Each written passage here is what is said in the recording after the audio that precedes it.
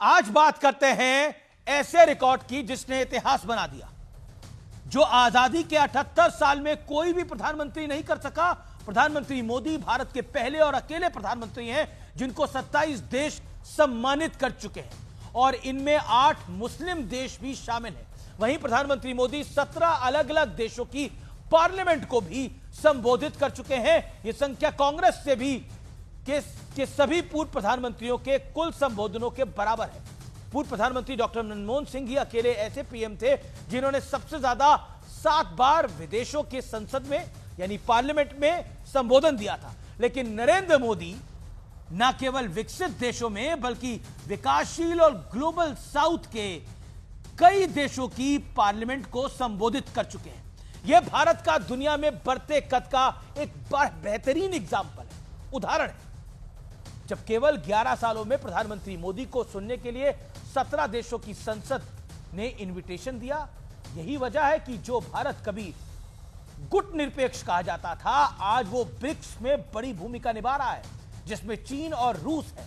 तो दूसरी ओर भारत क्वाड जैसे संगठन का संस्थापक मुल्क है, देश है, जिसमें अमेरिका, जापान और ऑस्ट्रेलिया जैसे प्रभावशाली देश है। भारत आज सबको साथ लेकर चलना जानता है। यह भारत की कूटनीति का कमाल है कि भारत की बात को दुनिया सुनना चाहती है और उस पर अमल भी करना चाहती है दुनिया। इसके पीछे प्रधानमंत्री नरेंद्र मोदी की भी बड़ी भूमिका है, जो दूसरे देशों की संसद में भारत की डेमोक्रेटिक और डेवलपमेंट की बात को सटीक और सरल लहजे से रखते हैं और सबको पसंद आती है। प्रधानमंत्री मोदी दुनिया के उन चंद बड़े नेताओं में शुमार हो चुके हैं जिन्होंने हर बड़े देश की संसद में भारत की बात रखी है। ये दुनिया के मंच पर भारत की मजबूत होती छवि और प्रभावशाली भारत के बढ़ते हुए दबाव और प्रभाव का नतीजा है। अपनी 5 देशों की यात्रा में प्रधानमंत्री मोदी ने 3 देशों त्रिनिदाद और टोबैगो, घाना और नाम्बिया की पार्लियामेंट को संबोधित किया।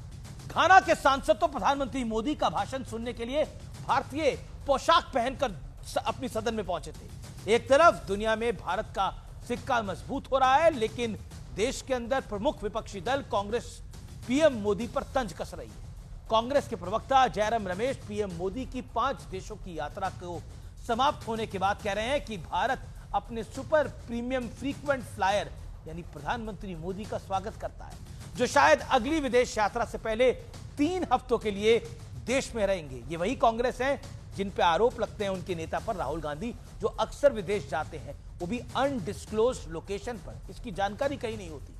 कांग्रेस प्रधानमंत्री मोदी पर लगातार विदेशी यात्राओं में रहने का आरोप लगाती रही है, लेकिन क्या वो भूल जाती है कि समय और देश का पैसा बचाने के लिए प्रधानमंत्री मोदी ज्यादातर अपनी यात्राएं रात में करते हैं।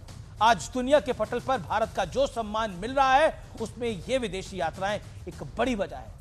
भारत के प्रधानमंत्री का सम्मान देश का सम्मान है। मोदी देश को अपना बेस्ट देने के लिए रात दिन जुटे हैं, इसमें कोई दो राय नहीं है। उनका विरोध आप कर सकते हैं, लेकिन जिसका असर आने वाले वर्षों में या फिर सदियों में देखने को मिलेगा, ये सामान्य बात नहीं। तो फिलहाल आज के सत्य तथ्य में इतना ही।